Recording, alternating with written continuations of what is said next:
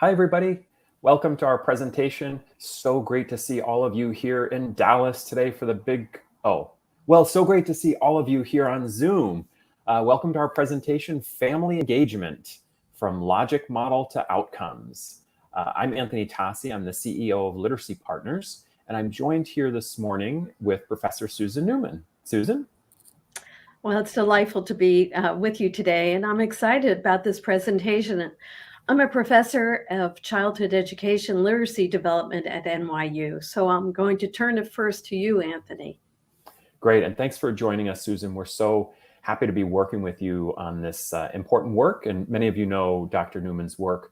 She's been a real champion of early education and helping us all to focus on what works and taking our game to the next level. So let me first start with a little introduction of Literacy Partners. We are an adult literacy program that focuses on parents of young children.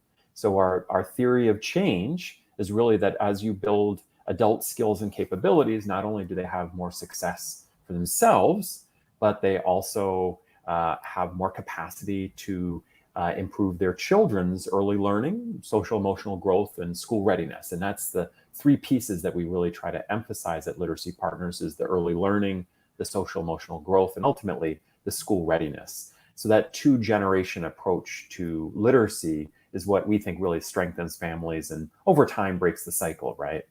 And everything we do at Literacy Partners is guided by a trauma-informed approach to education, where our work, we seek to really build the confidence of students, give them opportunities to build their competence, their hard skills on tasks that they confront, and create a community, create a supportive community for them to engage in these journeys. And over time, develop the critical thinking skills to assess themselves as learners and read the world, right? And have critical thinking about the influences and the opportunities for their family. And then finally, we structure into our program opportunities for parents to make contributions.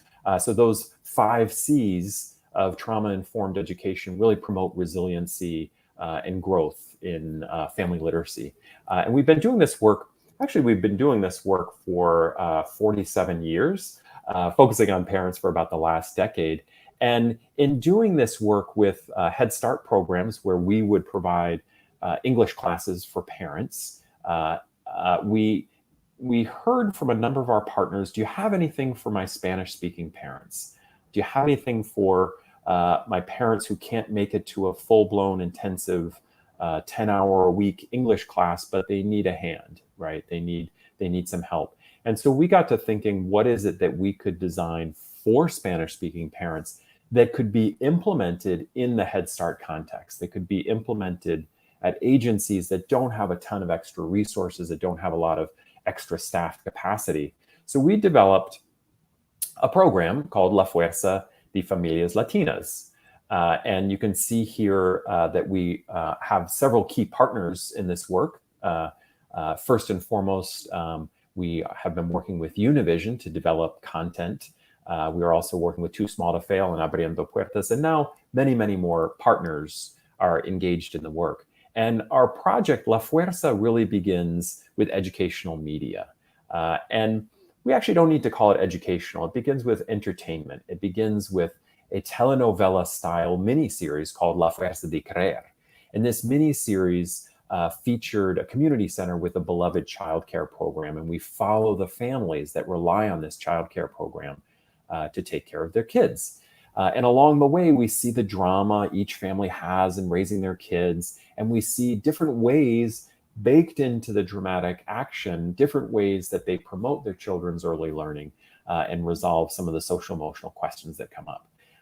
And from this telenovela series that was aired on Univision, and got great ratings a couple of years ago, from this series, we developed an educational intervention. We developed a series of parent engagement workshops. And so La Fuerza really has a solid theory of change that we developed based on a model from the Harvard Center for the Developing Child that gives you enough detail to really figure out where you're going and how you're going to get there, but doesn't overwhelm you with too much precision. So I'm going to talk about this picture from the right side of the slide and work back to the left. So what are we trying to accomplish with La Fuerza parent engagement workshops? Well, we're trying to create a context where parents and caregivers can become empowered. We're trying to create a context where their children will arrive to kindergarten and first grade ready to learn and further along the learning curve than they would otherwise. And ultimately, long term, we're trying to shift the narrative around Latinx family engagement. Too often, family engagement programs are starting from a deficit mindset, and they're starting from an English perspective that needs to be translated. So we're trying to shift that narrative and help schools and Head Starts and early childhood development programs across the country engage parents on the terms of the parents by understanding the narrative of families and how this education experience fits in and how teachers and parents can partner most effectively. So how are we going to accomplish those three big outcomes? Well, we have a set of attitudes and behaviors in the domain of the parent and caregiver. We call them targets. This is what we're trying to accomplish through our work. We're trying to boost caregiver knowledge, improve their confidence, equip them with a set of authentic practices that they can feel comfortable in engaging their children in the home environment. We want to promote a deep sense of cultural validation that this is a strength-based program, that the Latino cultures in America today have everything they need to thrive. And we're helping parents put the different pieces together. And then we want to promote a vibrant community. That's how we'll accomplish those three big outcomes. And if you see these targets here in the middle, they correspond back to those 5 C's of trauma-informed education, as I mentioned: the competence, the confidence, the community, the contribution, and then the critical thinking. Cultural validation is a piece of critical thinking, of recognizing the strengths that come from the bilingualism, recognizing the strengths of the home culture and the home languages. And so, okay, those are the things we're trying to affect in our workshop program. How are we going to do that? What are the strategies to have make progress on those 5 domains? Our strategies are a 5-session workshop program that we kicked off in person, but we now do on Zoom. We have a WhatsApp group for every workshop where parents can exchange information among each other, and they can share pictures and videos of themselves with their kids, putting into practice all that they talk about during the workshop. And then we have 4 components to implement this these 2 key strategies. One is a toolkit and training for partners. Maybe you might be interested, and we can talk about it after the session.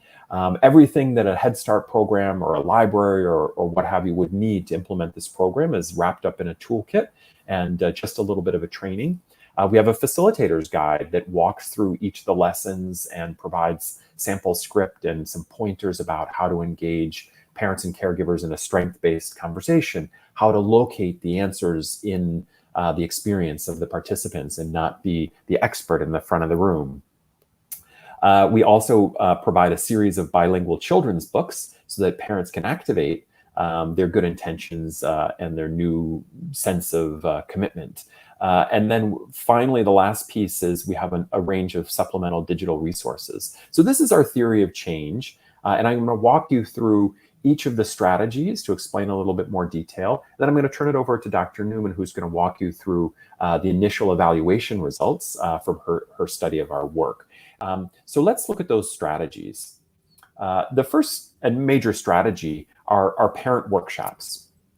And we have 5 90-minute sessions that can be conducted virtually on Zoom or in person. And each session has a distinct topic, from creating digital stories, animating your reading and your play with expressions, playing with common household objects, and leveraging the learning opportunities from what you have within hand's reach, exploring sounds, and then physical play, and how physical play is a critical component of children's learning. So these are kind of the 5 of the key elements of pre-literacy, of language development, of early learning more general. And each of our sessions is targeted towards advancing one of those goals. Each of our sessions is aligned to state educational standards, typically for kindergarten, some for pre-K. So when you're implementing this program, you're making progress on your core mission of boosting the skills of young people as they get into a schooling environment. We also, as I said earlier, have a WhatsApp chat group, and then we provide 5 bilingual books for the home. And the secret sauce of this is really the methodology of the workshops, which we call story, voice, action. And this is a methodology, once you learn it, you can apply it across the board to any kind of work you're doing. So we start with a story. In our case, our story are short clips from that telenovela I mentioned. So Univision obviously knows how to create telenovela. The audience obviously knows what to expect in a telenovela, and many of them have grown up on telenovelas. And so we watch a series of clips, and our facilitator engages the parents and the participants in talking about what they've seen. You know, how that's a very culturally authentic practice, right? You watch the novella and you chat about it with your friends, and you give advice to the main character, and you complain about their decision that they should have done something else. And out of that discussion, each of the parents in our workshops has voice when they relate those scenes back to their own experience and talk about how these issues play out in their home environment. And then from there, as we've analyzed the scene, talk about how it relates to each person's home reality, we identify a small series of actions that they can take at home that night with their children. And that's where the magic happens, is where people get the motivation and the inspiration, and then they bring that home that night with their kids, and they engage with their children in a small but powerful range of informal learning activities. And then we see on WhatsApp, following the class, they post pictures of themselves doing those activities. So we have a nice feedback loop and continual inspiration. And as I mentioned, there's a toolkit, a box with a bow on it that will help any program that wants to engage Spanish-speaking parents and caregivers more strategically. Will give you all the tools and resources you need to accomplish this. And in addition to the toolkit, which will help you run the workshop, we have a series of supplemental digital learning resources. I want to spend just a minute or two walking through them very quickly. We have 2 different videos that we've created, 2 different series of short videos. The first is what we call Moments of Connection. And these are short, minute-long videos that are very pro-parent in their message and are oriented towards celebrating those moments when we can have a connection with our children and reinforcing a piece of wisdom from the community. So let's take a look at one here.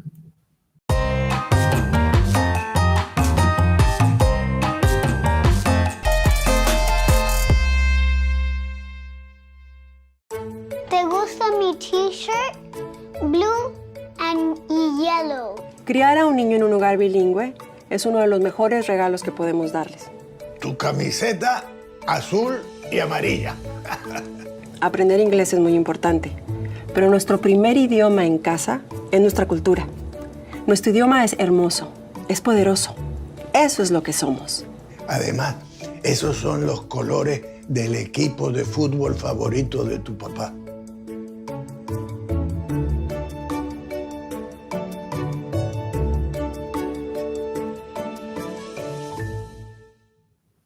Great. And so after the presentation, we'll have a little interactivity where you'll be able to tell us what you thought of that. And we have 9 other versions of this format that we've found are very engaging with parents, that parents really respond well to them. They can see themselves in this. It reaffirms and validates some of their existing opinions and beliefs. And it certainly is rooted exactly where the science is, in this case, in terms of bilingualism, but more broadly in terms of the importance of connection, the importance of attachment, right?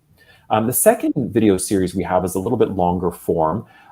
They're short talk shows, 5-minute talk shows together at home, which we thought, Juntas en Casa, is very fitting for the times. But here we have Gabi Rivero, who is the star of our telenovela on Univision, has been in many other telenovelas, and she engages, she invites a parent onto her show, and they watch clips and they talk about it. So here you have parents modeling reflection on reading with children, on playing with children, on different forms of informal learning. And again, this has been it's been very successful in engaging parents, and they sort of see somebody like themselves that's engaged in reflection and analysis. So it sort of opens up a new way of thinking about their own child and their own parenting. So let's take a look. I want to show you a little bit of video that will give you a flavor of this series. Again, there's 5 different episodes, but we'll give you just a quick flavor.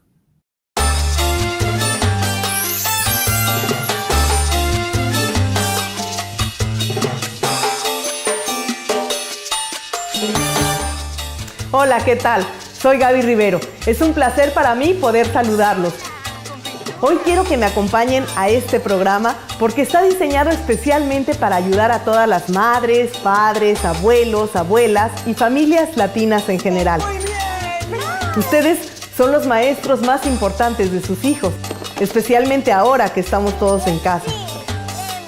En cada programa voy a hablar con padres como ustedes sobre las diferentes maneras de cómo estamos ayudando a nuestros hijos a aprender con nuestro sabor latino.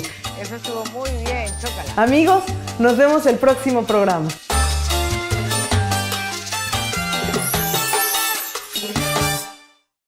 Yeah, so you can see this is it's a very unique way of engaging parents. There's a lot of flavor, there's a lot of enthusiasm, a lot of spirit to it, and that's what parenting is all about, right? We don't want to make parenting a series of tasks. We want to find the joy, and we want to find the celebration. That's what keeps all of us engaged and motivated as we do the hard work of parenting or grandparenting or aunting and uncling at home.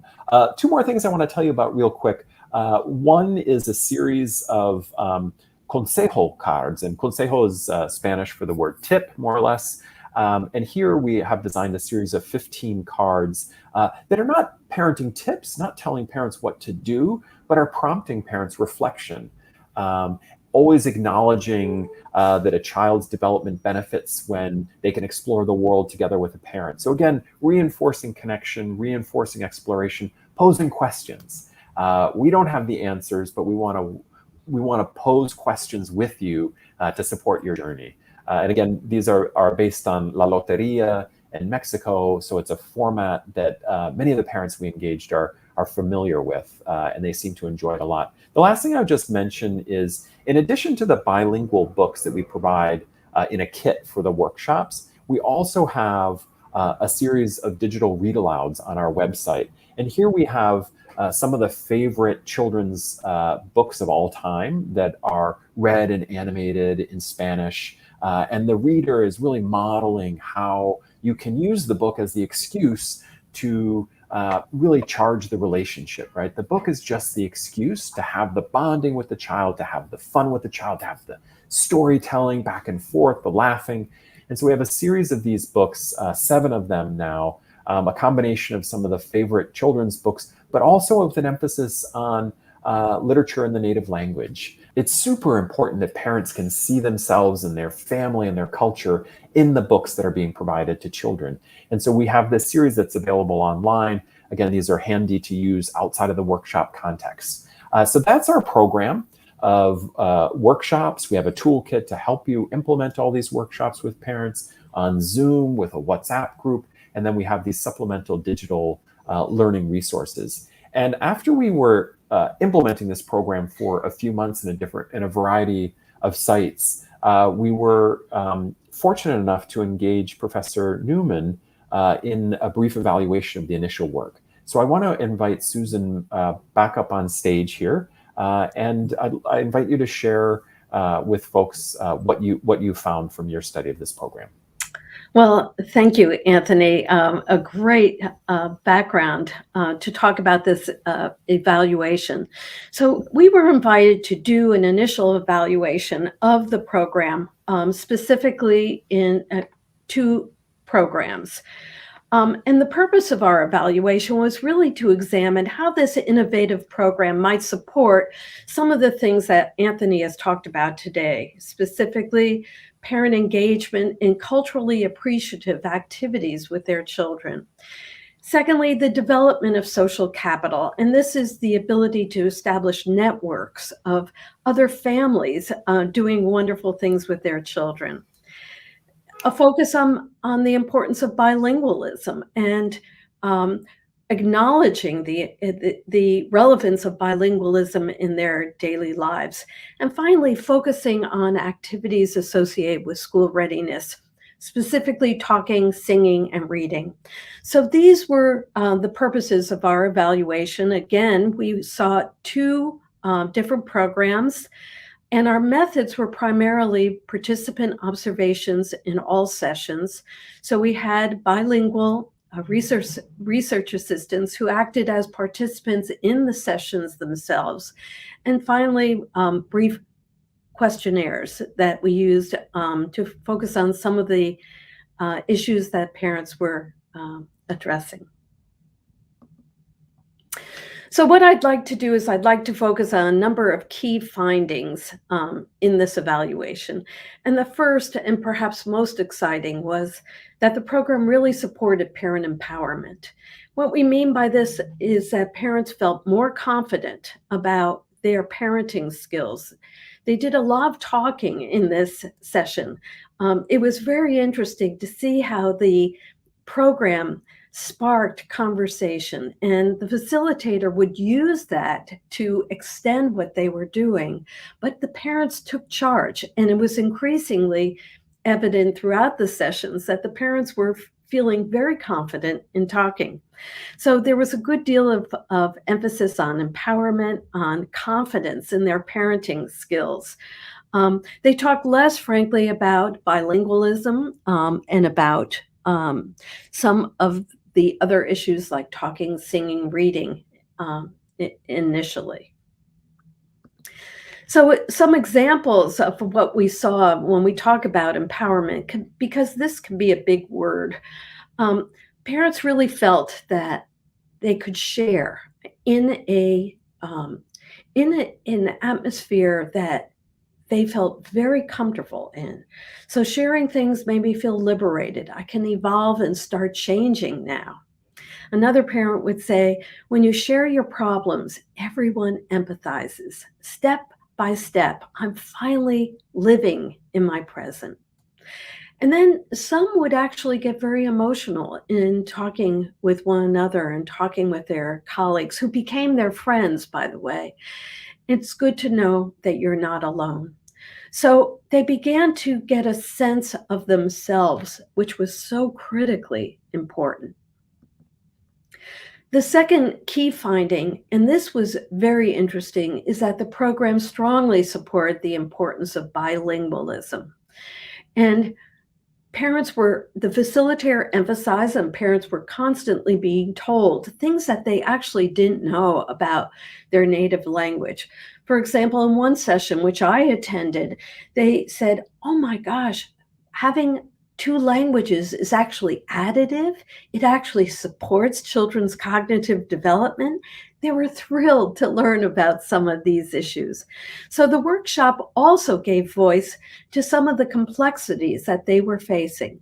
For example, some of the children are learning English and losing their native language, and the parents felt conflicted about this.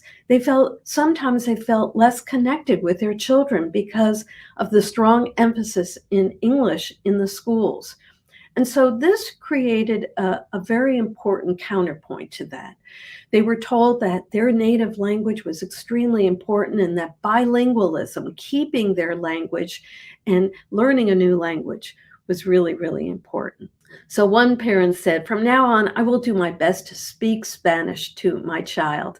The benefits of being bilingual are greater than what I initially thought. And that, I have to say, is somewhat of an understatement. They were given a sense of pride, a sense that knowing their language and using their language with their child and helping their child maintain a strong connection to their primary language was a part of their job. Our next key finding was that the program strongly supported talking, singing, and reading with their child.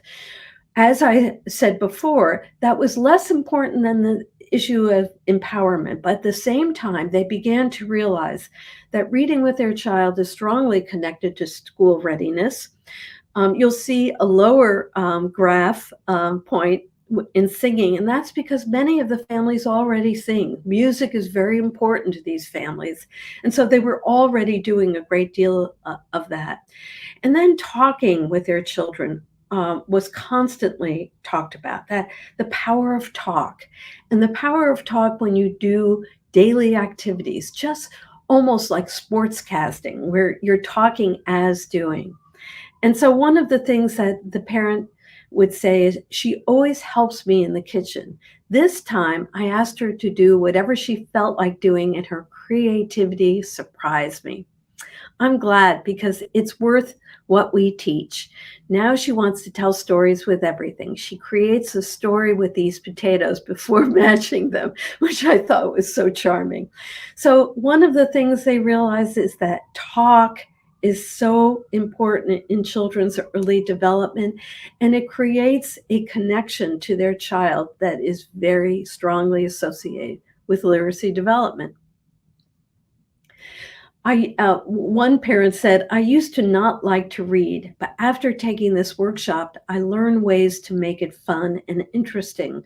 Now my daughter comes to me to read a book together. And so another key finding, which was so important, is having access to books in their native language supported reading to their children. So as I mentioned before, some of these parents actually felt that they had to read in English. And one of the things that this program taught is that reading books in their native language not only supports their primary language, but it also supports their second language, their new language. And it also helped these parents understand that they could do it. So, for example, we learned that some parents didn't read to their children because they thought they had to read books in English, and they felt uncomfortable in reading English. So having books that supported their language was very important to them. The other thing that was taught to them is you don't have to read everything. So, for example, you can read a page, you can read a part of a book, and as long as that child is there and learning about their history, their culture, their development, that's great. You don't have to read an entire book. So one of the things that we saw is that parents really began to see themselves as their child's first language teacher, and that they could list 3 or more language-rich activities that they would do with their home. One of the things that they would do is report some of the activities that they were engaged in, and you could see the pride in these families' faces. There was a 62% increase in the frequency in which they engaged their child in reading promotion activities. And as Anthony alluded to, we could actually see that in the WhatsApp examples. A great increase in confidence. In fact, one of the experiences, it was very cute. The parents decided outside of the workshop to do activities together. So they began to form a little group, going out and doing activities, going to the aquarium with their children outside of this group entirely. And then there was a 94% in implementing some of the strategies that we're focused on. So when we heard from the parents, I know I can help children get ready for pre-K or 3K by using colorful pictures and books. I can talk to my child, I can ask them questions, and I can do it in Spanish and English. And that's critically important to issues of empowerment. So a summary of our findings are this. The program was highly successful in engaging families on topics that were culturally relevant. In fact, I have to say this is the most culturally relevant intervention for families that I've personally have seen. It engaged parents in really connecting what they know, what they do with what they were wanting to learn. It gave them a flexible format. The facilitator might facilitate, but then she backed off and allowed the parents to take charge. And finally, it embedded early literacy and school readiness activities in a cultural context that highlighted the family's strengths and aspirations. So with that, I'm going to turn it back to you, Anthony, and say thank you for the wonderful opportunity to evaluate your program. Thank you for that great summary of your work, Susan. I really was incredibly inspired by that really deep insight you shared about the nature of language learning. And there's this dominant mindset out there that still exists today that's so counterproductive of thinking about English as almost a replacement. I mean, people don't say that, but that's actually the structure of language programs in the early years, isn't it? Where it's actually English at all costs. And it was such an important insight you shared about how our families were connected to our children through language. And as a child is exposed with some amount of pressure and urgency to assimilate and pick up the other language, what that does to our relationship. That's such a meaningful point. I also wanted to say, and I appreciate all the different ways that you investigated the cultural relevance and strength of the program. And I also wanted to say that our team at Literacy Partners our core team is powered by 5 Latinas. And so for them, cultural competence is not something on a checklist that needs to be addressed. It's who they are and where they come from and their mission to do this work. And our facilitators that we showed you earlier, I'll just show you again, all 6, well, now we have 8, all 8 of our facilitators that do this work across the country now came through the program. They were parents. They found the program so rewarding, all of these opportunities that Susan mentioned. They really connected with them and they came to us and wanted to get more involved and make a bigger contribution to their communities. So we engaged them in leadership development and in training. And now these parents from different communities are out there training staff at early childhood development programs in other locations. And I think this is kind of the sweet spot for where we're at as a system across the country. There are many providers, many education programs that frankly don't have that level of cultural competency, don't have that connections to the families. And this is a program where if you implement it with the spirit with which it was created, you can form those connections and you can very quickly